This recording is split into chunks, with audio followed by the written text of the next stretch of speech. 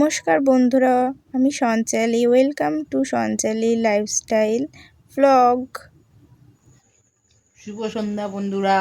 এই যে রাত্রি 8:30টার সময় ফুলুরি খাচ্ছি আমরা, ফুলুরি। আর এই যে পেঁয়াজিটা খাবার ইচ্ছে নেই, তাই আধখানা খাচ্ছি।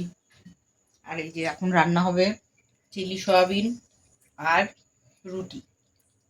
যে সয়াবিনটা আজকে হবে চিলি সয়াবিন, তার জন্য গরম জল করে সয়াবিনটাকে ভিজিয়ে রেখেছি। ঠিক আছে। চিলি সয়াবিনের জন্য লাগবে পেঁয়াজ কেটে নিতে হবে, রসুন, আদা আর গিয়ে লঙ্কা। এই দেখো মা সয়াবিনগুলো ভিজিয়ে নিয়ে তুলে নিল। তারপরে দিয়ে দিল গিয়ে ডিমটা ফাটিয়ে ব্যাটারটা তৈরি করতে হবে, তাই জন্য তারপরে দিয়ে দিচ্ছে গিয়ে লঙ্কার গুঁড়ো, জিরের গুঁড়ো, ধনিয়া পাউডার, গরম মশলার গুঁড়ো। তারপরে সবার শেষে দিয়ে নিতে হবে ব্ল্যাক পেপার। দিয়ে ওদিক থেকে আমাদের কড়াইটা গরম। এই যে নুনটা দিয়ে দিল গিয়ে ওই ব্যাটারটার মধ্যে। মশলা টশলা দিয়েছিল সেটার মধ্যেই আর কি, মানে মাখাবে আর কি। তারপরে দিয়ে নিচ্ছে গিয়ে নুনের পর দিতে হবে হলুদ গুঁড়ো, দিয়ে এবার মাখাবে।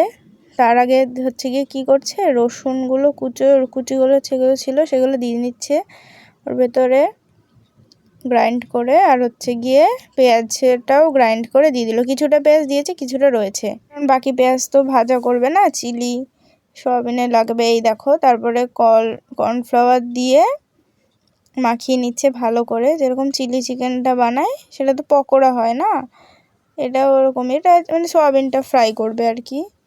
যে ভালো করে মাখিয়ে নিল। মাখানো কমপ্লিট একদম পুরোপুরি প্রপারভাবে। যে ওদিক থেকে কড়াইয়ে তেল গরম হচ্ছে, এই যে পকোড়াটা ভাজার জন্যই তেলটা গরম হচ্ছিল। এই যে দিয়ে দিল পকোড়া ভাজতে কড়াইতে, সুন্দর করে ভাজা হচ্ছে আমাদের পকোড়াগুলো। পকোড়া কি সোয়াবিনগুলো আর কি, ওই হলো আর কি, ওই চিলি চিকেনে যেরকম বানায় সেরকমই। এই যে সুন্দর ভাজা হচ্ছে গরম তেলে। আহা, ভালো লাগছিল দেখতে। দেখো আমাদের সোয়াবিন ভাজা কিন্তু কমপ্লিট। এই যে নাবিয়েও নিয়েছে এক বাটি সোয়াবিন ভাজা। সুন্দর কেটে রাখা পেঁয়াজগুলো দিয়ে দিচ্ছে কড়াইয়ের মধ্যে। এইবারই তো আসল রান্নাটা শুরু হবে। আগেরগুলো তো ছিল বেসিক কিছু আর কি। এই যে কড়াইয়ের মধ্যে দেওয়া হয়ে গেল, এবার নাড়িয়ে নিচ্ছে। এবার দিয়ে দেবে গিয়ে স্বাদ মতো নুন, যাতে তাড়াতাড়ি করে পেঁয়াজগুলো মজে যায় আর কি। নুন দিয়ে ভালো করে নাড়িয়ে তারপরে ঘন্টাখানেকের জন্য কি করতে হবে, ঘন্টাখানেকের জন্য ঢাকা দিয়ে রাখতে হবে। লঙ্কা আর রসুন আদাগুলো সব দিয়ে দিতে হবে, দিয়ে ভাজা ভাজা করে নিতে হবে।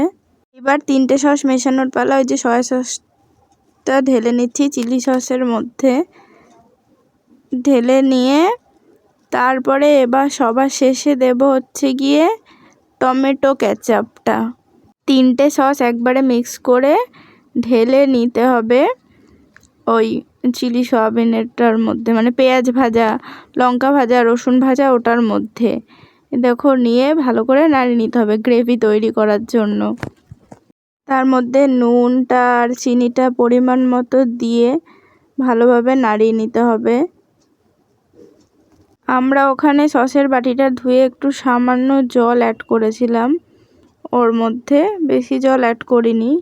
ঢাকনা সরিয়ে দেখলাম যে ফুটতে শুরুও করে দিয়েছে আমাদের গ্রেভিটা। তার ভেতর দিয়ে দিচ্ছে হবে গিয়ে মেন ইনগ্রিডিয়েন্টস, যাতে ফ্লেভারটা আসে আর কি, করিয়েন্ডার। সেটাও দিয়ে দেওয়া হয়ে গেল আমাদের। যেটা না দিলে আজকে রেসিপিটা অসম্পূর্ণ, সেটা সবার শেষে দিয়ে দিতে হবে। ওই যে ভেজে রাখা সয়াবিনগুলো দিয়ে নাড়িয়ে নিতে হবে। নাড়িয়ে নিয়ে কিছুক্ষণ ঢাকা দিয়ে রাখলেই তৈরি আমাদের চিলি সয়াবিন। দেখো আমাদের চিলি সয়াবিন একদম তৈরি।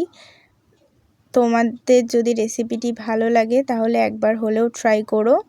আমার চ্যানেলে নতুন হয়ে থাকলে চ্যানেলটা সাবস্ক্রাইব করে দিও, পাশে থাকা বেল আইকনটা অন করে দিও যাতে আমার ভিডিও সবার আগে তোমার কাছে পৌঁছায়। লাইক কমেন্ট শেয়ার করে দিয়ে পাশে থেকো। তো চলো টাটা বাই, সবাই ভালো থেকো সুস্থ থেকো।